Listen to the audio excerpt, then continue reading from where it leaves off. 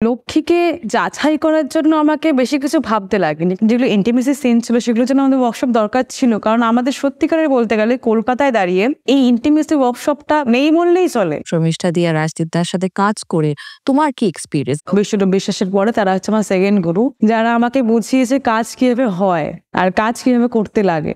যতক্ষণ না ডিরেক্টর আমার সামনে অ্যাকশন বলছে, আমি আমার নিজের ক্যারেক্টার থেকে বেরাই না। যখন যেটুকু দরকার তখন নিজেকে সেটুকুই প্রেশার দাও। সেই কন্ট্রোলটা হাতের মধ্যে রাখাটা খুব দরকার অভিনেত্রীদের কাছে আমার মনে হয়। আমি এসএফটার আরো একটা কাজ করেছিলাম, নাম হচ্ছে আন্ত্রাভাসম, কেরালাতে বেস্ট ফিল্ম অ্যাওয়ার্ডও পেয়েছে। ওই 13 মিনিটের ফিল্মটা আমার কাছে এখন পর্যন্ত সবচেয়ে বেস্ট কাজ আমার জীবনে। যে চরিত্রকে আমি পেয়েছি আমার জন্য আমি থ্যাঙ্কফুল যে আমি এগুলোকে করতে পেরেছি। আমি খুব ভালোবাসি যেটা আমি নিজে। একটা রিপোর্টার আমাকে প্রশ্ন করেছিল এই কথাটা, তোমার কি ভয় লাগে না তুমি টাইপকাস্ট হয়ে যাবে? আমি নিজের কাছে যদি অনেস্ট থাকি, আমাকে জীবনে কেউ কোনোদিন হারাতে পারবে না, তো সেটাই আমি করি।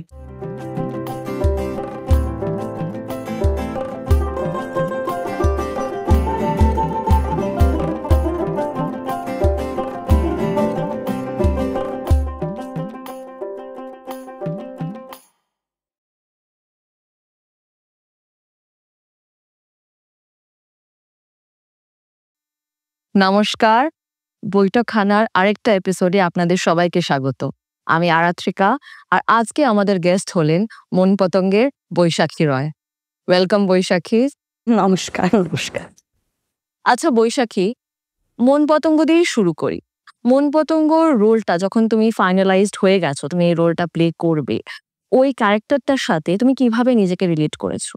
মনপতঙ্গ আমার কাছে কাজটি আসে 2019-এ। না, মনপতঙ্গ কাছে দুবার এসেছিল আমার কাছে। প্রথমে লকডাউনের আগে একবার এসেছিল, তখন লকডাউনের জন্য আমাদের কাজটা পোস্টপন হয়ে যায়। তো 21-এর লাস্টের দিকে আমার কাছে আবার সেকেন্ড কল আসে যে আমাদের অডিশনটা আবার রিওপেন হচ্ছে, তুমি একবার আসো। তো আমি যাই।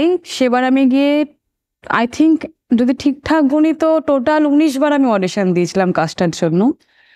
তো কাজটা যখন পাই আর যখন পুরো চরিত্রটাকে আমি পড়ি, আমি বুঝি, তো মনপতঙ্গ চরিত্রের যেমন লক্ষ্মীকে মানে যাচাই করার জন্য আমাকে বেশি কিছু ভাবতে লাগেনি, কারণ কিছু জায়গা ছাড়া বাদবাকি লক্ষ্মী হচ্ছি আমি।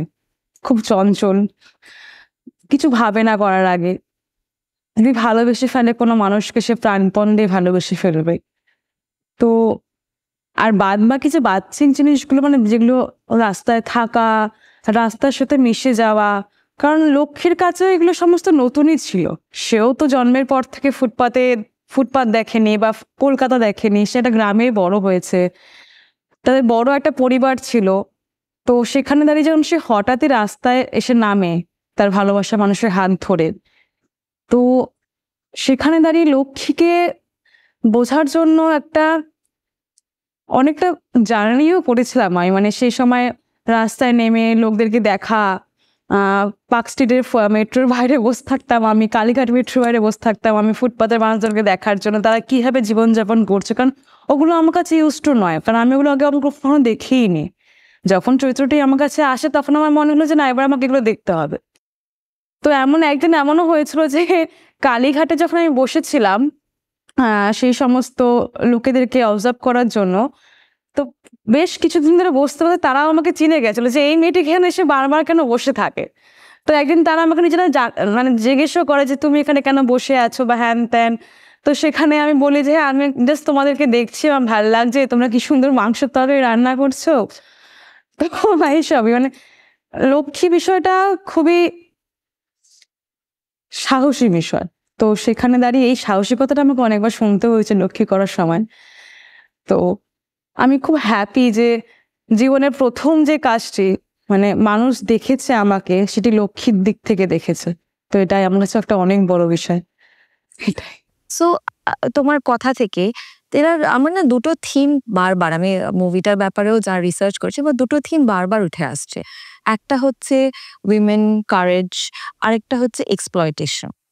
তো এইটা নিয়ে আমার জানার কথা যে, do you think that people who are in our country who are working on a day to day basis, যারা অতটা ফাইন্যান্সিয়ালি বেনিফিটস তাদের নেই, হয়তো তাদের কি এক্সপ্লয়টেশন হওয়াটা বা সোসাইটির কাছে একটা জায়গা যেখানে ওরা দেন প্রতারিত হওয়াটা, এটা কি খুব একটা এটা কি ওদের ডে টু ডে লাইফের একটা পার্ট? যদি প্রশ্নটা ঠিকঠাক বুঝে থাকি তোমার আমি, এটা খুব মজাদার একটা জিনিস। মানে এক্সপ্লয়েড হওয়াটা শুধু তার কাছে, মানে সে গরিব বলেই তাই নয়, এক্সপ্লয়েড যে কোনো দিক থেকে যে কোনো ব্যক্তি হতে পারে। তোমার কাছে আজ লাখ লাখ টাকা দাও, তুমি এক্সপায়ার্ড হচ্ছ, আমার কাছে যে কিছু নেই আমিও এক্সপায়ার্ড হচ্ছি। তো মানে এটার কোনো এমন মানে বিষয় নেই যে ভাগ করে দিলাম যে এরা গরিব বলে এরা এক্সপায়ার্ড হচ্ছে। No, my question is more about vulnerability. ওরা কি হ্যাঁ। আরো বেশি vulnerable to exploitation? অবভিয়াসলি, কারণ আমাদের কাছে মানে আমিও যদিও মানে মিডিল ক্লাস ফ্যামিলি থেকে বিলং করছি, আমিও দেখে এসছি ঘরের কষ্টগুলো কেমন ছোটবেলার থেকে। আমরা 4 বোন, তো বাবা মা আমাদেরকে মানুষ করেছে। তো সেখানে দাঁড়িয়ে আমার মনে হয় যে যারা মিডল ক্লাস ফ্যামিলি থেকে বিলং করে তাদের মধ্যে না আশাটা খুব বেশি থাকে। তারা ভাবে না, তারা জাস্ট ভাবে আচ্ছা আমার ঘরের মানুষ চেয়েছে, আমার কাছের মানুষ চেয়েছে, আজ আমার কাছে নেই। যেমন আমার বাবা, কিছুতে আমি বাবার কাছে চাই কোনোদিন, বাবার 4 বোনের মধ্যে যে কেউ বাবার কাছে কিছু চাই, বাবা কখনো না বলেনি আমাদেরকে, দেখছি বলে। আমাদের মধ্যে এই ওয়ার্ডটা খুব বেশি ইউজ হয়, দেখছি। তো দেখছি থেকে কি হয়, আমাদের মধ্যে আশা জাগে। তো মিডল ক্লাস ফ্যামিলির মধ্যে যারা থাকে বা যারা রয়েছে, বা যেমন আমরা যারা যারা রয়েছি, এদের মধ্যে আশাটা এতটাই বেশি যে এরা ভাবেও না সামনের মানুষটার মধ্যে কি আছে, ও আমাকে আশা দেখাচ্ছে, এ আমার জন্য ভালো পড়বে কিছু। এই ভাবনাটাতে আমাদের অনেক কিছু এক্সপার্ট হতে সাহায্য করার আমি মনে করি। কারণ সব মানুষ তো সমান নয় আমাদের চোখের সামনে।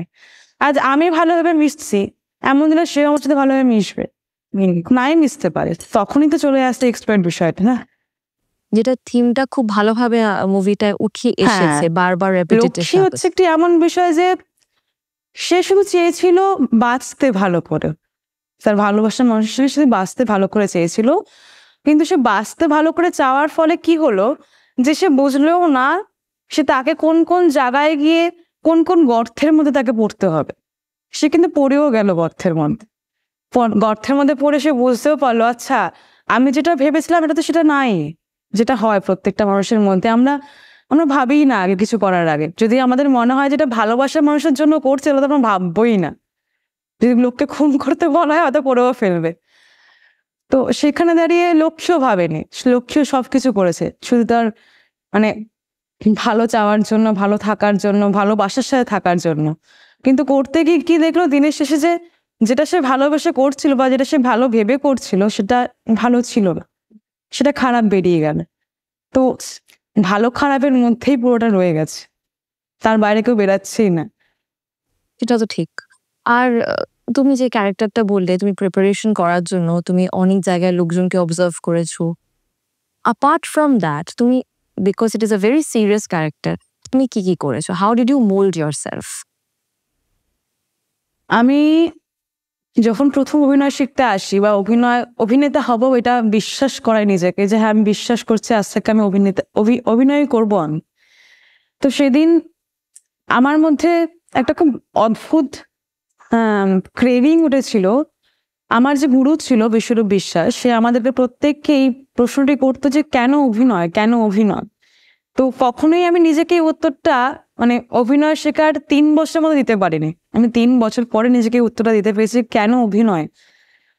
তো যখন একদিন আমি অটো করে যাচ্ছিলাম রাস্তা থেকে, তো হঠাৎই আমার মধ্যে একটা ফিল আসলো, শুটিং ছিল, আমি শুটিং থেকেই ফিরছিলাম, শুটিংটা খুব ভালো যায়, আমি পুরো ফ্লোর দাঁড়িয়ে আমার জন্য হাততালি দিয়েছিল, তো আমি খুব হ্যাপি। তো হঠাৎই আমার মনে হয় যে এই যে গুজবাম্পস আমার এখনো আসছে যে কি হলো আমার সাথে, এটা মানে আমি এত হ্যাপি কেন। আমি তো অত বেশি পেমেন্টও পাইনি কাজটা থেকে, পকেটে টাকাও নেই সেই দিন, শুধু অটো ভাড়াটাই ছিল আমার এখনো মনে আছে। আমি বাড়ি ফিরছি, ঘরে গিয়ে কি খাবো আমি তাও জানতাম না, কিন্তু খুব আনন্দে ছিলাম আমি। শুধু ওই কয়েকটা মানুষ দাঁড়িয়ে হাততালি দিয়েছিল আমার জন্য ফ্লোরে দাঁড়িয়ে। তো ওই দিন আমি বুঝতে পারি যে অভিনয় আমার জীবনে একটা এমন পর্যায়ে চলে এসছে যে পেটে খাবার থাক না থাক আসে যায় না, আমার অভিনয়টা থাকতে হবে আমার সাথে। তো সেদিনকার দাঁড়িয়ে আমি বুঝতে পারি যে যদি অভিনয় আমাকে বলে এটা করতে, অভিনয় যদি আমাকে সাহায্য করে যে হ্যাঁ তুমি এটা করতে পারবে, তাহলে আমাকে কোনোদিনও কেউ আটকাতে পারবে না। লক্ষ্মী একটা এমন চরিত্র যখন লক্ষ্মী আমাকে বলা হয়, শর্মিষ্ঠাদি রাজদীপ যখন আমাকে বলে যে লক্ষ্মী কিন্তু এমন, বাবু তুই এখানে তুই পারবি তো করতে, এটা তুই এমন এমন করে কিন্তু আগাতে লাগবে চরিত্রটাকে নিয়ে, বা এমন এমন করে তোকে ভাবতে লাগবে। তো আমি বলেছিলাম হ্যাঁ ওকে, কোনো ব্যাপার না, আমি করে নেবো। আমি আমাদের ওয়ার্কশপও হয়েছিল অনেক দিন, আমাদের যেগুলো ইন্টিমেসি সিন ছিল সেগুলোর জন্য আমাদের ওয়ার্কশপ দরকার ছিল, কারণ আমাদের সত্যিকারের বলতে গেলে কলকাতায় দাঁড়িয়ে এই ইন্টিমেসি ওয়ার্কশপটা নেই বললেই চলে, অ্যাবসলিউটলি কোথাওই নেই। অ্যাবসলিউটলি হ্যাঁ। না কেউ ঠিক করে বোঝায়, না কেউ ঠিক করে করায়। তো সেখানে দাঁড়িয়ে একটা অচেনা, যে আমার কোঅ্যাক্টর ছিল শুভঙ্কর, তার সঙ্গে প্রথম আমার আলাপ হয় কাজে, তো সেখানে দাঁড়িয়ে সেই কাজটা যে ওর সাথে আমি করেছি, তো সেইখানে যে আমাদের দুজনের যে একটা কেমিস্ট্রি, মানে সেটাকে আমরা এত ভালো করে হ্যান্ডেল করতে পেরেছি যে আমরা ভাই ভাই, ইউ আর ব্রো, মানে আমি তোকে বলি ভাই আমার কিন্তু ব্রো, তুই চাপ নিস না, চল আমরা করতে পারবো, আমরা অভিনয় করছি। তো সেখানে দাঁড়িয়ে মানে বিষয়টা খুব সুন্দর করে দাঁড়ায়। আর সত্যিকারে বলতে গেলে শর্মিষ্ঠাদি রাজদীপদা এত ভালো দুজন মানুষ, তাদের কাজ এত ভালো, আর তারা আমাদের এত ভালো করে সেই সময় হাত ধরে বুঝিয়েছে। তখন সত্যি আমি জানতাম না ইন্ডাস্ট্রি সম্পর্কে কিছু, না কাজের সম্পর্কে। ওটা আমার জীবনের প্রথম কাজ, প্রথম বড় ক্যামেরা আমি ওই কাজটাতে গিয়ে দেখি। তো থ্যাঙ্কস টু শর্মিষ্ঠাদি রাজদীপদা, যে তারা আমাদেরকে এতটা বেশি ভালো গাইডেন্স, মানে গাইডের মধ্যে রেখেছে, তারা আমাদের এতটা টেক কেয়ার করেছে ওই জায়গাটা যে তুই ঠিকঠাক করতে পারবি। তো আমরা করলাম, করার পরে দেখলাম যা ভালো হয়েছে, যেটা ভেবেছিলাম সেটা আমরা করতে পেরেছি। এটা বিকজ ওনাদের ওনাদের প্রথম ফিল্মটা ন্যাশনাল অ্যাওয়ার্ডও পেয়েছে। আমি জিজ্ঞেসই করতাম শর্মিষ্ঠাদি আর রাজদীপদার সাথে কাজ করে তোমার কি এক্সপিরিয়েন্স, আমি জিজ্ঞেসই করতাম এটা তোমাদের। তারা মানে তারা আমার সেকেন্ড গুরু বলতে পারে, বিশ্বরূপ বিশ্বাসের পরে তারা হচ্ছে আমার সেকেন্ড গুরু, যারা আমাকে বুঝিয়েছে কাজ কিভাবে হয় আর কাজ কিভাবে করতে লাগে। অনেক অনেক এমন জায়গা ছিল যেগুলোতে জাস্ট আমি প্যানিক অ্যাটাকে উঠে গেছিলাম যে এটা কিভাবে করবো আমি, মানে এটা এটা পারবো তো করতে। তারা আমাকে হাত ধরে বুঝিয়ে দিয়েছে, দেখ এটা এমন করে আগালে তুই এই যদি রুটটা নেই ইমোশনে, তাহলে তুই এই রুটটাতে খুব তাড়াতাড়ি পৌঁছে যাবি। মানে তারা আমাকে অনেকটা গাইড করেছে চারিপাশ থেকে। তো তারা আমার কাছে আমার আমার সেকেন্ড গুরু তুমি বলতে পারো, এটাই। So would you say consider yourself to be a director's actor? এটা ভ্যারি করছে ডিরেক্টরটা কে আমার সামনে, কারণ সবার সাথে আমি এটা করতে পারবো না আমার মনে হয়। কারণ আমার যে এক্সপিরিয়েন্স বা আমার যেটুকু মানে এখনো পথ চলা, আর যদি আমার সামনে এটা খুব তাবড় ডিরেক্টর পড়ে, তার সামনে আমি এটা করতেই পারবো না। আর আমার যদি মনে হয় যে হ্যাঁ আমার কিছু একটা জায়গা যেখানে অভিনয় করার জন্য একটু চেঞ্জ করলে আমার ভালো লাগবে, এবার নিজের করতে সুবিধা হবে, তখন সেই জায়গাটাকে আমি প্রেফার করবো যে হ্যাঁ আমি গিয়ে ডিরেক্টরের সাথে কথা বলবো যে স্যার এটা এমন করলে হয়তো একটু বেটার লাগবে আমার কাছে। সে যদি হ্যাঁ বলে তো হ্যাঁ, মানে বড় ডিরেক্টরদের কাছে। এবার আমি এখন যে কাজগুলো করছি বেশিরভাগই সেগুলো ইন্ডি কাজ, মানে আমার যে কটা কাজ মন পতঙ্গর পরে হয়ে এসছে, আপকামিং কিছু ইয়ারে হয়তো সেগুলো রিলিজ হবে। তো সেখানে দাঁড়িয়ে যে ডিরেক্টর আমার সাথে কাজ করেছে বা যাদের সাথে আমি কাজ করে আসলাম রিসেন্টলি, আমার আগের কাজটা যেটার নাম এখনো আমি বলতে পারবো না, বাট সেই কাজটা করতে গিয়ে তারা পুরো নতুন, তারা আগে কিছু কাজ করেছে, এখন তারা নতুন, তারা ফিচার নামাচ্ছেন। তো সেখানে দাঁড়িয়ে কিছু কিছু জায়গা আমার মনে হয়েছে তাদেরকে আমি বলি, তারাও হয়তো বিষয়টাকে ক্ল্যারিফাই করতে পারবে যে হ্যাঁ এই জায়গাটা একটু অমন করে নিলেও ভালো লাগবে। তো সেই জন্য আমি বলবো না যে প্রপার আমি ডিরেক্টর অ্যাক্টার্স, আর যদি আমার মনে হয় যে হ্যাঁ আপনারা চেঞ্জ করলে আমার ভালো লাগবে তো আমি চেঞ্জ করি, এটা তো সত্যিকারের কথা। কিন্তু ব্যারি করছে জায়গাটা কোনটা, কোন জায়গায় দাঁড়িয়ে সেটা আমি করছি, আমি সব জায়গায় সেটা করতেও পারি না, বাট যেখানে সুযোগ পাই সেখানে আমি ছাড়ি না। হ্যাঁ এটা সত্যি।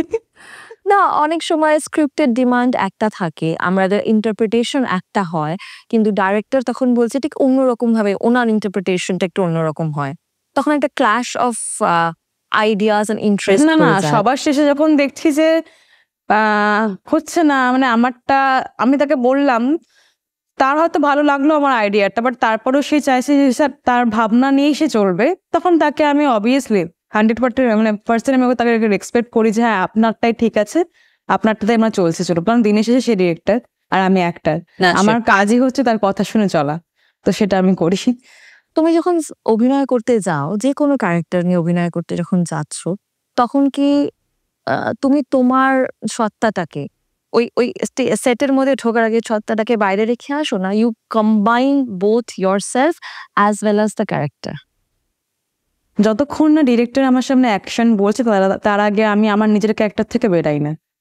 অ্যাকশন শুনলে আমি আমার অন্য ক্যারেক্টারে ঢুকে যাই। এটা হচ্ছে আমার কাজ করার রুল। এই বিষয়টা নিয়ে মানে একটা খুব মানে একটা এক্সপিরিয়েন্স আছে আমার কাছে, যেখানে আমাদের ওয়ার্কশপ ছিল, আমরা আগে প্র্যাকটিস করতাম। তো আমাদের যে টিমটা ছিল সেই টিমের মধ্যে এই কথাটা খুব বলাবলি হতো যে বৈশাখী এক করে হাত পা ঝাড়া দেবে, ও ক্যারেক্টারে ঢুকছে। আর স্যার আমাদের অ্যাকশন বলতেন, আমি কাজ করা শুরু করতাম। তো হ্যাঁ, এটা আছে যে এটা আমি অনেক জায়গায় মানে আমি অনেকদেরকে দেখেছি যে কাজ করার সময় তারা বেশ কিছুটা আগের থেকে তারা ক্যারেক্টারে ঢুকে যায়। তারা তারা তাদের নিজেদের মধ্যে সেটা আদান প্রদান করে যে হ্যাঁ, ক্যারেক্টার এটা করছে, ক্যারেক্টার ওটা ভাবছে, আমাকে এমন করে চলতে হবে, ও আমাকে এমন করে হাঁটতে লাগবে। আমি জানি না কেন আমার হয়তো বিষয়টা একটু আলাদা, বা আমি হয়তো একটু অন্যরকম করে ভাবি যে কোনো ক্যারেক্টারকে আমি ততটাই ঘাটাই যতটা তার দরকার। আমি মনে করি তাকে এক্সট্রা ঘাটিয়ে লাভ আছে, কাজের সময় কি সে বেরাবে না বাইরে, আমার এটা মনে। কারণ নিজেকে ঘষে ঘষে যতটুকু খুবই দেখেছি আজ পর্যন্ত, যেমন লেবু টিপতে টিপতে তেতো হয়ে যায়, আমারও মনে হয় ক্যারেক্টারকে যত তুমি ঘষবে সে নষ্ট হয়ে যাবে, তাকে তার মতন ছেড়ে দাও। যখন দরকার তখন তাকে ডাকো যে হ্যাঁ তুমি এবার চলে আসো আমার ভেতরে, সে আসুক, কাজ করো, বা তাকে বের করে দাও। সো আমি কাজের পরেও যদি কেউ কাট বলে দেয়, আমি সঙ্গে সঙ্গে যে ইমিডিয়েটলি ক্যারেক্টার থেকে নিজেকে ডিটাচ করে বেরিয়ে যাব, দ্যাটস আই কান্ট ডু। অনেকক্ষণ থাকি ওর ক্যারেক্টারটা, তো সেটা আর কি। না না, এটা এটা আমি নিজেও দেখেছি এই জিনিসটা। মানে আমার প্রচুর কয়েকটার এমন ছিল যারা এমন একটা অ্যাক্ট শেষ হওয়ার পরে বেশ 5-10 মিনিট চুপ করে মাথা নিচে করে বসে থাকে। মানে এটা হয়তো তাদের মধ্যে আছে, বাট আমার একটু কাইন্ড অফ একটু আমার একটু আলাদা। মানে রিসেন্টলি কি হয়েছিল আমার সাথে, যে আমার ফার্স্ট আগের যে ফিচারটা আমি কাজ করছিলাম, তো সেখানে একটা ছোট্ট এমন সিন ছিল যে প্রচুর নেশা করে আমি খুব ডিপ্রেসড, লকডাউনের টাইম, মদের দোকান খোলা পেয়েছি, একদিন লাইন দিয়ে মদ কিনতে গেছি। এটা এমন একটা এমন ধরনের সিন ছিল যেখানে জাস্ট ছিল কি যে আমি এতই নেশা হয়ে গেছে, আমি হ্যালুসিনেট করছি চারিপাশে, যে সমস্ত আমার যে ব্যাড মেমোরিজ গুলো সব আমার কাছে দৌড়ে দৌড়ে আসছে। তো সেখানে একটা এমন সিন ছিল যে কান্নাকাটি, হাসি ঠাট্টা, চুপচাপ ভাঙচুর একটা এমন সিন। তো তার জন্য মেন্টাল পিসটাও তেমন দরকার ছিল। তো সিনটা শুরু হওয়ার আগে পুরো ফ্লোর চুপচাপ হয়ে গেছে। এবার সেখানে একজন ছিল যা আমার মন পতঙ্গ, সে আমার সঙ্গে কাজ করেছে, মানে অ্যাজ এ প্রোডাকশনে কাজ করেছে, গার্গী বলে আমার একটা বন্ধু। তো সে জানে যে আমি এমন ধরনের কাজ করার সময় কেমন থাকি। তো সে রিল্যাক্স ঘুরছে, চিল্লামিল্লি করছে ফ্লোরের মধ্যে। আর গার্গীকে সবাই বলছে এই আস্তে কথা বল, আস্তে কথা বল। গার্গী বলছে ও বৈশাখীকে ছেড়ে দেওয়া হচ্ছে, আপনি কোনো। হ্যাঁ, তো সিনটা শুরু হলো, তো সিনটাতে আমি করলাম মানে কান্নাকাটি, প্রচুর একটা হ্যাপাজার্ড সিন ছিল ওইটা। মানে টানা সিনটাতে আমি বলতে পারো 8 থেকে 9 মিনিট গোটা সিন ছিল। মানে পুরো ঘর ভাঙচুর করবো, বোতল ভাঙবো, এই সমস্ত সিন নিয়ে। তো হওয়ার পরে সবাই পুরো ফ্লোর দাঁড়িয়ে হাততালি দিয়েছে, আর সবাই চুপ চুপ চুপ, বৈশাখী বসবে। আমি জল খেয়ে বলছি ওকে চলো সিন ওকে, তো আমি তাহলে যাই। বলে তুমি ঠিক আছো? ও বলছে হ্যাঁ, কি হবে? গাড়ি পেছন দিয়ে বলছে আরে বৈশাখী এমনই, ওকে নিয়ে চাপ নিও না। মানে এই বিষয়টা আছে। মানে আমার কি যে যখন যেটুকু দরকার তখন নিজেকে সেটুকু প্রেশার দাও, মানে এর থেকে বেশি দেওয়ার দরকার নেই। তোমার হয়ে গেছে, তুমি বেরিয়ে আসো। সেই কন্ট্রোলটা হাতের মধ্যে রাখাটা খুব দরকার অভিনেত্রীদের কাছে, আমার মনে হয়। আমার এক্সপিরিয়েন্স অত বেশি নেই, বাট যেটুকু শিখেছি, আমার এখনো সারা জীবন পড়ে আছে অভিনয় শেখার জন্য। হয়তো আমি অভিনয়ের অটাও শিখতে পারিনি, সেই অটাও শিখতে না পারার মধ্যে যেটুকু আমি শিখেছি সেটা হচ্ছে এটাই যে তোমার কন্ট্রোল পাওয়ারটা এমন রাখতে লাগবে নিজের হাতের মধ্যে, যে তুমি চাও 3 সেকেন্ডে জল বের করবে চোখ থেকে, 3 সেকেন্ডেই জলটা বেরাবে। এই বিষয়টা মানে এটাই মেইন প্র্যাকটিস। আমার প্র্যাকটিসে আমার কাছে কিছু নেই। আর যদি তুমি আমায় জিজ্ঞেস করো আমি কীভাবে প্র্যাকটিস করি, আমার প্র্যাকটিসে আমি কিচ্ছু করি না। আমি জাস্ট সারাক্ষণ এটা মনে করি যে আমার চোখের সামনে সারাক্ষণ 10-15টা ক্যামেরা আছে, চারিপাশ থেকে আমাকে দেখছে। তো আমাকে সো ইউ অ্যাক্ট অ্যাকর্ডিং। হ্যাঁ, তো রিয়েল লাইফেও আমি প্র্যাকটিসেই থাকি। মানে আমি চারিপাশে যখন যা দেখি সেটা আমার মাথায় ঢুকিয়ে নিই। এমন প্রচুর সিন আছে, মানে একটা অভিনেতাদের কাছে কি হয় আমি জানি না, বাট যেটা আমি ফিল করি বা যেটা আমি বুঝে এসছি এই কয়েকদিন ধরে, যে আমরা প্রত্যেকে না যে কোনো কিছু ভাবার আগে বা যে কোনো কিছু করার আগে আমরা টার্গেট ফিক্সড করে নিই, হ্যাঁ আমাদের কাছে ওই টার্গেটটা আছে, আমরা এই টার্গেটটাকে কাজে লাগিয়ে এই সিনটাকে আমরা বেরিয়ে যাব পরে।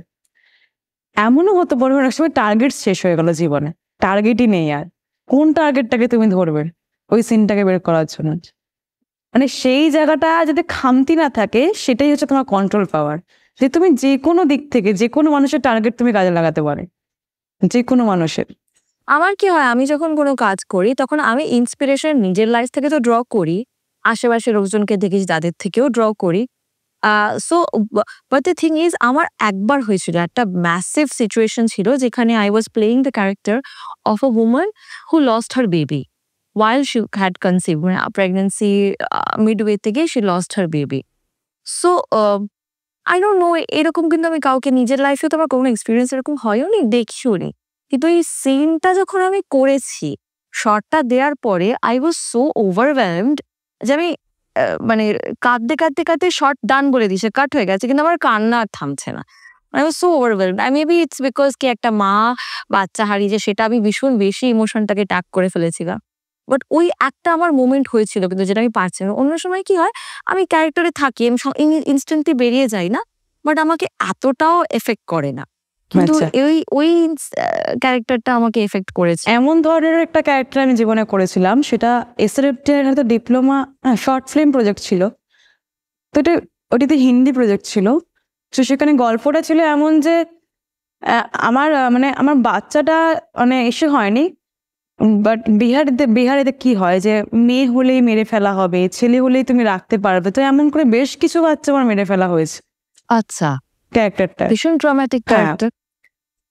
যখন সে আবার প্রেগনেন্ট হয় তখন তার আবার মেয়ে জন্ম আসে, তখন সে হসপিটালে বসে যখন দেখে কোলে নিয়ে তার মেয়ে এসছে, তার প্রথম ছিল যে সে অন্য কাউকে দিয়ে এটাকে মানে অন্য কারোর হাতে বাচ্চাটার খুন চায় না, সে নিজেই মেরে ফেলতে চায়।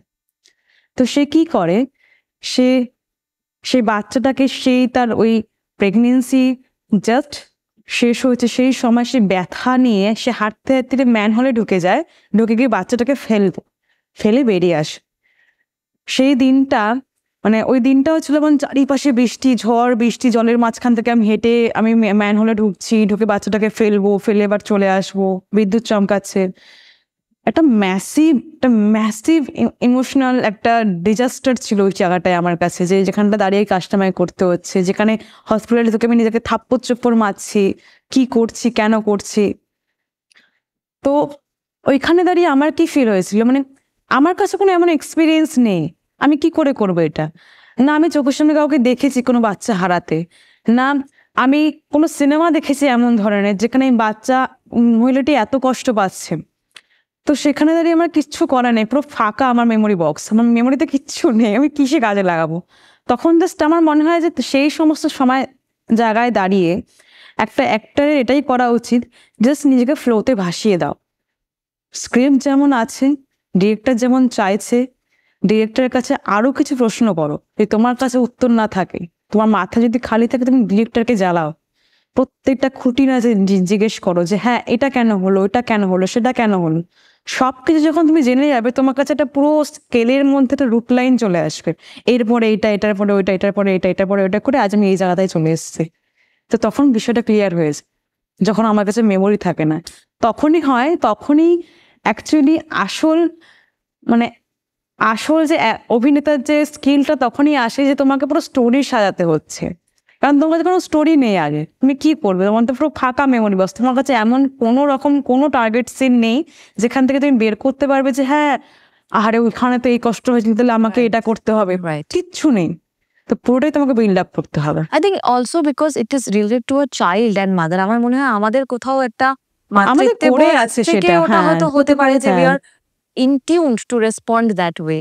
তো ওটা হতেই পারে, মানে ওটা একটা মেয়েদের মধ্যে হয়ে যায়। দেখবে ইটস আ নোন ফ্যাক্ট যে মেয়েরা যখন কোনো বাচ্চা যদি কাঁদে, সেই মেয়ে যদি কখনো মা হয়েওছে বা কখনো হয়ওনি, দ্যাট ইজ ইররেসপেক্টিভ, কিন্তু যদি বাচ্চা কাঁদে, মেয়েরা মোর genetically disposed to respond to that.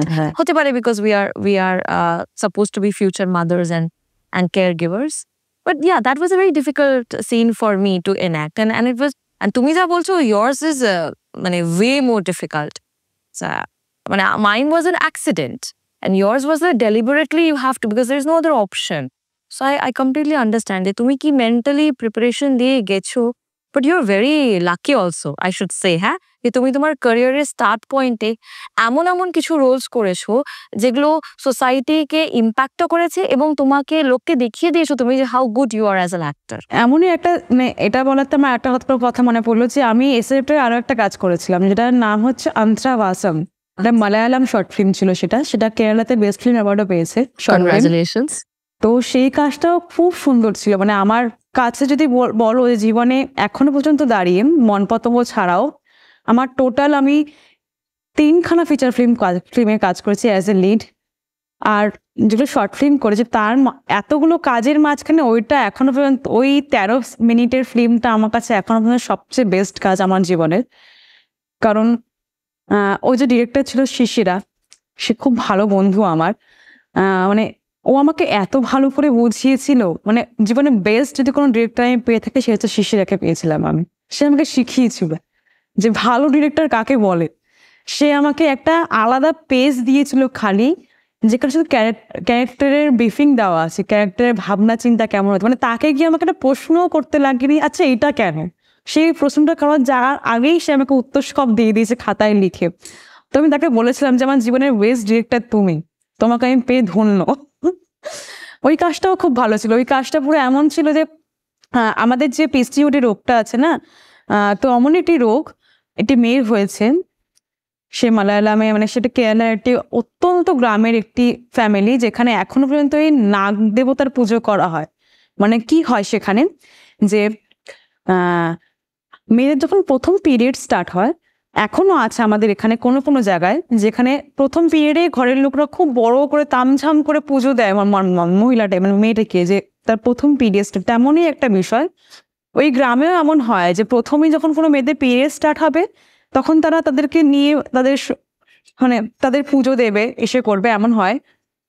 তো তারপরে কি হলো, সেখানে দাঁড়িয়ে ওদের মধ্যে এমন আছে যে যখন ওই পুজোটা হচ্ছে, সিনারিওটা যে এমন ছিল যে গল্পটাতে যে পুজোটা হচ্ছে বাড়িতে, ওই পুজোটাই হচ্ছে যে ঘরে এটি ছোট মেয়ে তার ফার্স্ট পিরিয়ড স্টার্ট হয়েছে, তাকে দিয়ে পুজো হচ্ছে। কিন্তু আমার যে ঘরের বউ, তার পিসিডির রোগ, তাকে একটা ঘরের কোনায় বন্ধ করে রাখা হয়েছে। কারণ সেখানে এটা এখনো চলে যে কিছু ছোঁয়াছানি যাবে না, ঘর থেকে বেরোনো যাবে না। আর আমার তো রোগটা দিনের পর দিন চলেই যাচ্ছে, বন্ধ তো হচ্ছে না, তাকে আমরা রোগ বলছি। তো আমি ঘরের মধ্যে বন্ধ, কিন্তু বাইরে সেই একটা বিষয় নিয়ে পুজো হচ্ছে, কিন্তু আমি ঘরের বাইরে বেরাতে পারবো না। এদিকে যে আমার হাজবেন্ড, তার যখন শরীরের কামনা জাগছে, সে নিজের মতন করে আসছে আমার কাছে, সে তার সুখ মেটাচ্ছে, মিটে সে ঘর থেকে বেরিয়ে যাচ্ছে, সে তার সামনে ঘুরেও তাকাচ্ছে না। তো সেই সমস্ত বিষয় নিয়ে আমি একটা জাস্ট মানে একটা আমার মধ্যে একটা ইমোশনাল একটা ক্রিয়েশন তৈরি হতে, আমি জাস্ট রেগে মেগে ঘর ছেড়ে বেরিয়ে এসে পুজোর মাঝখানে ঢুকে যাই। তো এই বিষয়টা নিয়ে একটা ছোট্ট একটা গল্প 13 মিনিটের, যে কাজটা আমার এত ভালো লেগেছিল, যে কাজটা করার পরে আমি বলছি ওফ থ্যাংক গড শিশিরাকে আমি পেয়েছিলাম জীবনে। তো হ্যাঁ, এটা বলতে পারো যে আমি জীবনের এই আমার কাজ বাজ শুরু হয়েছে কতদিন ধরে, হয়তো 4 বছর, কিন্তু আমি কাজ শিখছি এখনো পর্যন্ত 7 থেকে 8 বছর হয়ে গেছে। তো হ্যাঁ, বলতে পারো যে এই কয়দিনে যে কটা আমি কাজ করেছি বা যে চরিত্রকে আমি পেয়েছি আমার জন্য, I am thankful to me, যে ভগবান যেই থাকুক সে আমার কাছে এগুলোকে নিয়ে এসছেন, যে আমি এগুলোকে করতে পেরেছি। তুমি এত সুন্দর করে গল্পটা বলছিলে, দুটো গল্পই এত সুন্দর করে বললে, আমি মন দিয়ে শুনেই যাচ্ছি, আমাকে আমার সামনে পিকচারাইজেশন করছি যে আচ্ছা এটার পরে এটা হয়েছে, which is very nice and I'm very happy to see a fellow Bengali actor who is doing so good. I'm so happy to see that. But এবার তোমার নামটা নিয়ে কথা আসি, ঠিক আছে? তোমার নামটা আমরা অফ ক্যামেরা ডিসকাস করছিলাম যে তোমার নাম হচ্ছে লাকি। তুমি তোমার নামটা চেঞ্জ করলে কেন? What is the reason behind this? আমার নাম লাকি রয়, এটা আমার আইডি প্রুফ নেম। এবার বৈশাখে কেন দেওয়া হয়েছে? আমার নাম বৈশাখে ছোটবেলাতেই ছিল, মানে এমনি বাড়িতে ডাকতো আমাকে লোকজন, বাট লাকি নামটা আমার এমন ছিল না যে সেটাই সবাই জানবে, আমার ওটাও ঘরে ডাকতো। আমার অভিনয় কেরিয়ারের আগে একটা কেরিয়ার ছিল যেখানে আমি গিটার বাজাতাম। মানে ফুল টাইম গিটার বাজিয়েছি, আমি প্রচুর ব্যান্ড প্লে করেছি, গিটার নিয়ে এখনো বসে থাকি ঘরের মধ্যে। সেই সময় আমার মনে হয়েছিল যে বৈশাখী নামটা একটা গিটারিস্টের নাম থাকবে, মা না কেমন মেয়ে নাম, একটু ইউনিক কিছু দিতে হবে আমাকে। তো আমি ঠিক করি না, লাকি নামটা সবচেয়ে বেস্ট। এবার লাকি নামে আমি আমাদের বেলঘুরিয়াতে এত লোক চিনে গেছে আমাকে লাকি নামে যে আমার বৈশাখী নামটা ধুয়ে গেছিল। Lucky, lucky the Rockstar one kind of এমন ধরনের ছিল। তো যখন আমি এদিকে আসি, অভিনয় শেখা শুরু করি, প্রথম মন পতঙ্গর কাজ আমার কাছে আসে, তখন ডিসাইড হচ্ছে যে কি নাম যাবে।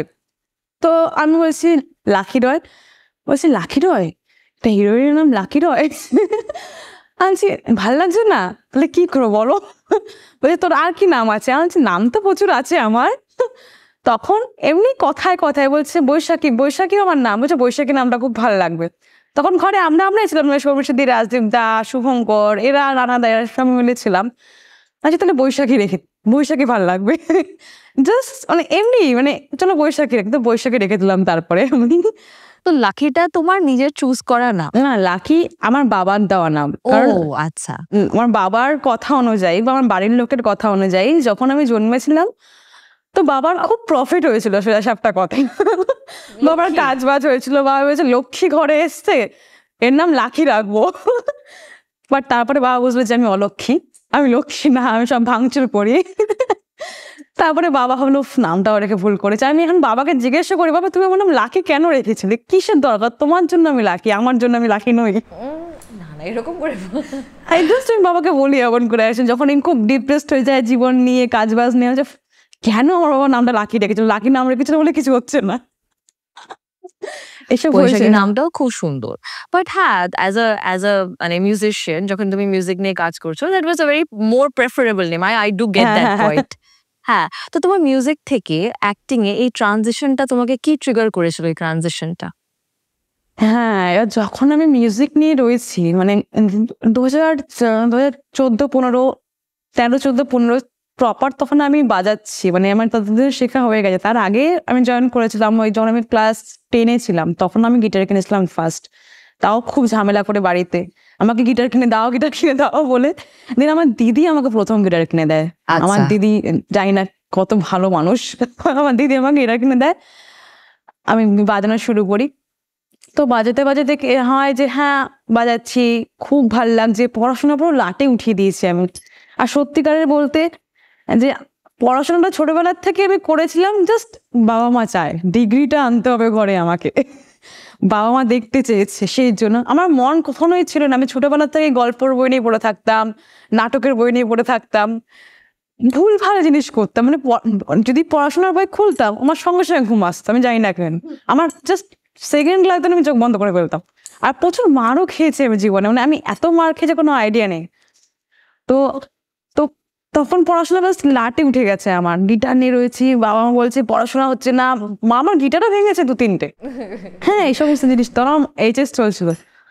তো এইসব করে একদিন হঠাৎই মনে হলো, যখন মানে আমি যখন বাড়ি ছাড়ার প্ল্যান করলাম জীবনে ফার্স্ট টাইম, যখন আমার 19 বছর বয়স, এমনি প্ল্যান করেছি যে হঠাৎ করে দিন রাত্রেবেলা আমার মনে হলো যে আর কতদিন বাবার টাকায় চলবো, এমন করে তো হবে না, নিজের তো টাকার দরকার। তো পরের দিন সকালে আমি বাবাকে বলি যে আমি বাড়ি ছাড়বো। বাবা বলে গিটার মিটার রেখে যাবি বাড়ি ছাড়ার হলে। মানে র্যান্ডমলি তুমি বাড়ি ছেড়ে দিয়েছো? আমি জাস্ট বাবাকে এমন করে বলেছিলাম বাড়ি ছাড়বো। তখন আমি ঠিক করে নিয়েছি আমি অভিনেতা হব। তখন আমি মাধ্যমিকের পরপরই আমাদের একটা ছোট্ট সরকারি বিউটিশিয়ান কোর্স হয়, তো সেটা আমি করেছিলাম মিউনিসিপালিটির ওই তরফ থেকে, যেখানে সমস্ত স্ট্রেডিং, হেয়ার কাটিং এসব শেখায়। তো সেটাও আমার শেখা আছে, পার্লারের কাজবাজ।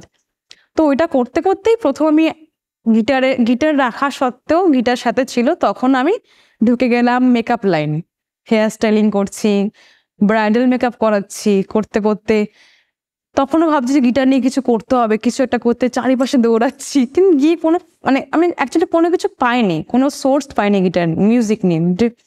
আর তখন সত্যিকারের জীবনে টাকাটার দরকার ছিল, টাকার তো এখনো দরকার, তখন জাস্ট নতুন নতুন টাকার দরকার, টাকা লাগবে হাতে। আমার বাবার টাকায় হচ্ছে না, হাত খরচাটা কতদিনই বা চালাবো, বাবা দিয়ে কতদিন বা হাত পাতবো, বয়স বেড়ে যাচ্ছে। 15 বছর বয়সে আমি এগুলো ভেবে নিয়েছিলাম, সেই জন্য হয়তো আমি তাড়াতাড়ি বড় হয়ে গেছি একটুখানি। তো সেখানে তো বাবাকে বললাম যে হ্যাঁ আমি ঘর ছাড়ছি বাবা, তো বাবা বললো গিটার মিটার রেখে যাস, গিটার নিয়ে বেরাস না লোকজন ভিখারি ভাববে। বাবা আমাকে এটা বলেছিল। আলাম ঠিক আছে। তো তখন প্রথম আমি ভাবি যে না গিটার নিয়ে চললে হয়তো জীবনে টাকা কামাতে পারবো না, কারণ সত্যি তখন আমি কিছু পাইনি। আর যেই জায়গায় আমি ছিলাম বেলঘুরিয়া, তখন প্রথম আমি মেয়ে যে গিটার বাজাচ্ছে এলাকাতে, একটা এমন বিষয় ছিল, মানে আমাকে দেখে হয়তো অনেক অনেক নতুন নতুন মেয়েরা এখন গিটার শিখছে, তখন প্রথম আমি দেখলাম যে গিটার বাজাচ্ছে বেলঘুরিয়া দাঁড়িয়ে এটা মেয়ে। তো আমি বললাম না বেলঘুরিয়া থাকলে তো কিচ্ছু করতে পারবো না জীবনে আমি। তো আমি ডিসাইড করে আমি বেলঘুরিয়া ছেড়ে বেরালাম, মেকআপের মানে মেকআপ আর্টিস্ট হলাম। তারপরে হঠাৎ করেই ফটোগ্রাফার আমাকে বললো যে তুই এত ভালো হাইট, তুই কেন এসে করছিস না, মডেলিং কেন করছিস না? তো মডেলিংও জয়েন করলাম আমি। কিন্তু মডেলিং করতে গিয়ে আমি দেখলাম যে মানে মডেলিং এটা খুব একটা মানে এইখানে আমার মন ভেঙেছিল মডেলিং করতে গিয়ে, যে এখানে 500 টাকার জন্য তোমাকে ফটোগ্রাফাররা বা কিছু কিছু মানুষজনরা বলবে যে আচ্ছা 1 ঘন্টার কাজ আমি কিন্তু 500 দিতে পারবো, বা 1 ঘন্টা বা 1.5 ঘন্টার কাজ সেও কিন্তু আমি এটাই দিতে পারবো। কিন্তু তারপরেও তারা এক্সপেক্ট করতো আমার কাছে এটা, যে তারা যখনই আমায় কল করবে, যখনই আমায় ডাকবে, সঙ্গে সঙ্গে সেই জায়গায় আমাকে দাঁড়াতে হবে। এইটা আমার দ্বারা হচ্ছিল। মানে আমি ভাবছিলাম না এটা তো পারবো না করতে, মানে আমাকে তুমি সবকিছু করতে বলছো করবো, কিন্তু আমাকে আমার প্রাপ্য শ্রমটা আমাকে দাও, তাহলে আমি করে নেবো। তুমি আমাকে প্রাপ্য শ্রমটাও দিচ্ছ না, তুমি বলছো তোমার জন্য সবকিছু করতে হবে, এটা তো আমার দ্বারা সম্ভব না। তখন প্রথম আমার কিছু বন্ধু বান্ধব এমন ছিল যাদের থ্রু আমি থিয়েটার জয়েন করি 2016 লাস্টে। ওই থিয়েটার জয়েন করার পরেই আমি ডিসাইড করি আস্তে আস্তে যে থিয়েটারটা আমার দ্বারা হচ্ছে না। এত বোরিং কেন, মানে এত বোরিং কেন? তুমি আর আমি একদম অপোজিট, বুঝতে পেরেছো? আমি পড়াশোনাতে মানে পড়াশোনা করব না, 90-র নিচে আমার মার্কস আসবে হতেই পারে না, আমি হচ্ছি এরকম। হ্যাঁ মানে আমার কাছে এরকম যে অনেক সময় এরকমও হয়েছে যে আমার সিচুয়েশনের মধ্যে যে আমার কাছে অপশন আছে স্কুলের পিকনিক, কিন্তু যাব বাড়ির থেকে বেরাবো, স্কুলের পিকনিকে যাব, কি আর হবে, ওদের সাথে তো রোজই দেখা হয়, কি করব গিয়ে? তার থেকে আমার আরো 2টো গল্পের বই পড়া হয়ে যাবে, আজকে ছুটি, এরকম আমি গল্পের বই পড়বো, পড়াশোনা করবো, থাকবো, মানে সবসময় খুব ভালোবেসেছি পড়াশোনাটাকে। আর সেই ক্ষেত্রে আমার থিয়েটারও যখন করেছি, ওই ঘন্টা পর ঘন্টা বসে থাকা, বিভিন্ন এক্সারসাইজেস গুলো করা, ওগুলো আমি খুব মানে মোটিভেট করেছে। সো এদিকে তুমি আর আমি একদমই অপোজিট আর কি। হ্যাঁ, আমি যখন থিয়েটারে ফার্স্ট জয়েন করি, আমি সত্যিকারে বলতে তখন আমি অভিনয় কিচ্ছু জানতাম না, মানে কিচ্ছু, আমি পুরো নতুন। মানে আমি প্রথম দিনরা স্টেজে গিয়ে দাঁড়াই, এমনি আমাদের ওয়ার্কশপটা কেমন একটা বড় গোল বেদি, তার মাঝখানে মাটি, মানে মাটি দিয়ে বেদিটা করা। তো আমাদের ওখানটা মানে তুমি যখন প্র্যাকটিস করো তোমার গায়ে ধুলোবালি লাগবে। আমাদের ওয়ার্কশপটা এখন চেঞ্জ হয়ে গেছে, আগে এমন ছিল। তো সেখানে যখন আমি প্রথম দিন গিয়ে দাঁড়িয়েছি, আমার এমন লেভেলের প্যানিক অ্যাটাক উঠেছিল যে আমি কিচ্ছু আমি মুখ থেকে একটা শব্দ বার করতে পারিনি ক্যামেরার সামনে দাঁড়িয়ে। তার আগে যখন আমি থিয়েটার জয়েন করেছিলাম 2 মাসের জন্য, এত বোরিং কেন, এরা এমন করে কেন অভিনয় করছে, এরা এমন করে কেন করছে। আমি কিন্তু এক বিন্দু থিয়েটারটাকে অপমান করিনি সেই সময় দাঁড়িয়েও। আচ্ছা আচ্ছা আমি হয়তো বুঝতে পারছি না, আমার হয়তো ভালো লাগছে না, এই ধরনটা হয়তো আমার ভালো লাগে। তারপরে আমি স্যারের সাথে কথা বলি, স্যার আমার না খুব অদ্ভুত লাগছে, আমি না এমন ধরনের অভিনয়টা করতে পারবো না, আমি চেষ্টা করছি খুব করার, কিন্তু ভেতর থেকেই কিছু বেরাচ্ছে না। সত্যিকার এটা যেটা বেরায়নি, যেটা আমি খুব অনেস্ট ছিলাম সারা জীবন অভিনয়ের দিক থেকে নিজের কাছে, যে যেটা মন বলতো সেটা মুখে আনো, তাহলেই তুমি কিছু করতে পারবে জীবন। আমি ডাইরেক্ট বলেছি আমার হচ্ছে না কিছু, আমি এমন আওয়াজ বের করতেই চাই না। এমন আওয়াজ বের করে কেন করবো এই কথাটা, যেটা আমি নর্মাল আওয়াজে বলতে পারবো, তাই না? সোজা কথা। অবশ্যই আমি ঘা ঘা করে কেন চিল্লাবো, যেটা আমি আস্তে করে শান্তভাবে তোমাকে বলতে পারবো? দরকার নেই না। আজ আমার বাড়িতে একটা অমন হয়েছে, আজ আমার বাড়িতে একটা এমন হয়েছে, ভাই আমি তো এমন করে বলতে পারি। এইটা আমার পছন্দ ছিল না, এটা আমার এখনো পছন্দ না। থিয়েট্রিক্যাল ব্যাপারটা আর কি, হ্যাঁ থিয়েট্রিক্যাল ব্যাপারটা ওভার দ্য টপ গিয়েই করতে হয়, হ্যাঁ, কারণ ওইটাই করতে হয়। এবার কি, আমি দেখতে খুব পছন্দ করি থিয়েটার, আমার খুব আচ্ছা। ভাল লাগে দেখতে, মানে তারা যে করে না, আমি অবাক হয়ে দেখি, হা করে দেখি কিভাবে করছে। কিন্তু যখন আমি ওখানে গিয়ে দাঁড়াই, তখন আমার ভেতর থেকে কিছু বেরায় না।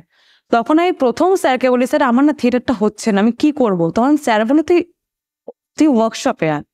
যখন প্রথম আমি ওয়ার্কশপ জয়েন করলাম, আমি ক্যামেরা অ্যাক্টিং শেখা শুরু করলাম, তখন থেকে আমি বুঝতে পারলাম যে না এটাই মজা লাগছে। দিনের শেষে সোজা কথা, যে কোনো কাজই আমি করি আমার মজাটা দরকার, মজা না হলে আমি জীবনে কোনো কাজ করতে পারি না। মানে আর যদি একটা কাজ করে আমি শান্তি না পাচ্ছি, আমি মানে একটা কিরকিরারি মজাই না আসছে ভেতরে, মজা লাগছে করতে, এরপরে কি হবে সেটাও দেখতে মজা লাগবে, এটা না হলে আমার দ্বারা হয় না কিছুটা। আমি ছবি যখন আঁকি তখন আমি এমন আমি ভুলভাল ছবি আঁকি, আঁকতে একটা সুন্দর ছবি বেরিয়ে যায় একটা। আমার প্রচুর আর্ট, যেমন আমার ঘরের লোকই বোঝে না। আমি একবার একটা মেয়ে এঁকেছিলাম, মা বলেছিল বেগুন এঁকেছিস। আমি বলছি মা এটা মেয়ের মুখ। বলছে আচ্ছা আচ্ছা, আমি বুঝিনি তার মানে। তো এমনও আছে অনেক কিছু। তো ক্যামেরা অ্যাক্টিং এ এসে আমি বুঝতে পারলাম যে না, আমার জন্য ক্যামেরা অ্যাক্টিংটা, আমার জন্য থিয়েটারটা নয়। কিন্তু থিয়েটার আমি দেখতে বা শুনতে, নাটক শুনতে, দেখতে, পড়তে আমি খুব ভালোবাসি। এমনকি নাটক যখন আমি গল্পের বইও পড়ি তখন আমি ক্যামেরা অ্যাক্টিংয়ে গল্পের বইটা পড়ি, আমি থিয়েটারের অভিনয় বইটা পড়তেই পারি না, আমার প্রবলেম হয় পড়তে। এটা আমার অনেক আগের থেকেই ছিল, তাই থিয়েটারটা আমার হয় না।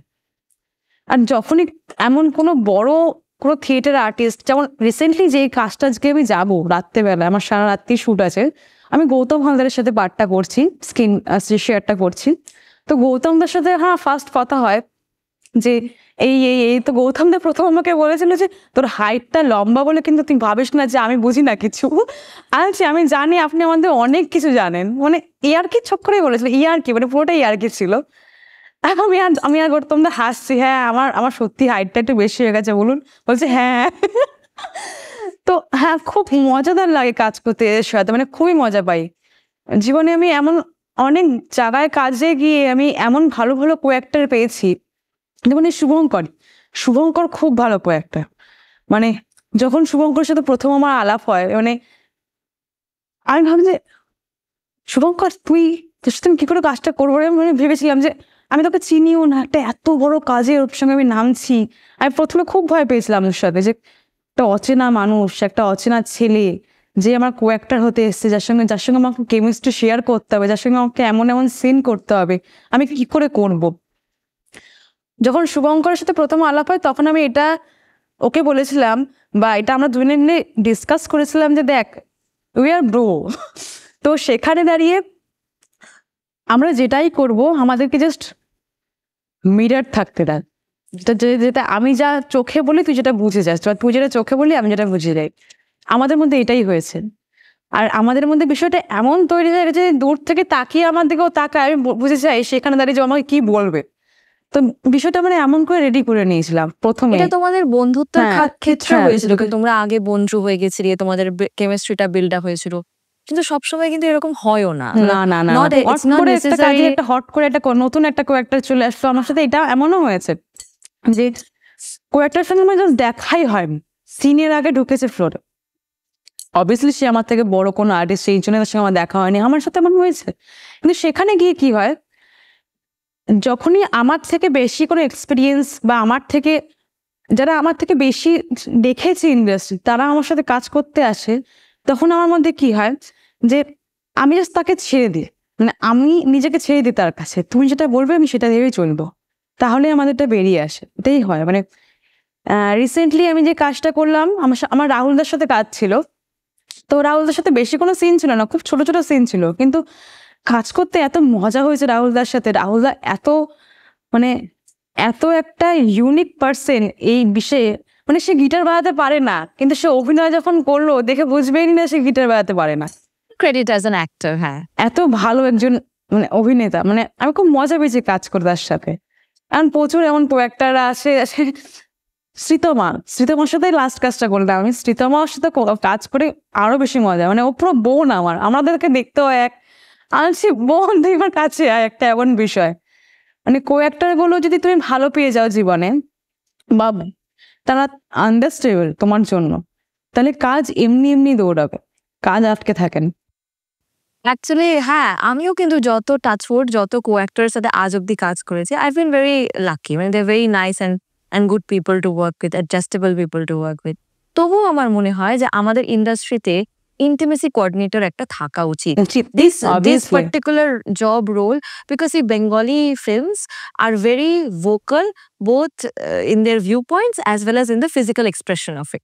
তো এটাতে কি হয়, এত আমরা ভোকাল হয়ে ফিল্ম বানাই, সেক্ষেত্রে যখন আমাদের ইন্টিমেসি কোনো কোঅর্ডিনেটর না থাকে না, তো there could be issues that later on that could affect both the parties. আমার মনে হয় মানে দুজনেই এফেক্ট হবে, তো একটু থাকা উচিত। কিন্তু আমি কোথাও সেরকম পাইনি যে ওরা বলে দিচ্ছে তোমাদের নিজেদের নিজেদের মধ্যে একটা বোঝাপড়া করে নাও। তার থেকে আমার মনে হয় একজন থাকুক যে মিডিয়েটর, সে বলবে এটা করবে, এর থেকে বেশি is not allowed, which is, তা এরকম হলে একটুখানি আমাদের মনে হয় ব্যালেন্স থাকতে। আচ্ছা তবুও তোমার সাথে এত কথা বললাম, এত ক্যারেক্টার নিয়ে আলোচনা করলাম, কিন্তু যেটা সব থেকে ইম্পর্টেন্ট সেটা আমাদের জিজ্ঞেস করতেই হবে তোমাকে যেতে দেওয়ার আগে, সেটা হচ্ছে হু ইজ বৈশাখী। না, হু ইজ বৈশাখী মানে আমরা কেউ বৈশাখীকে কিন্তু চিনি না, আমরা বৈশাখী থ্রু দিয়ে ডিফারেন্ট ক্যারেক্টার্সকে দেখছি। তা আজকে তুমি আমার জন্য, আমাদের অডিয়েন্সের জন্য একটু বলো হু ইজ বৈশাখী। বৈশাখী হচ্ছে আমি।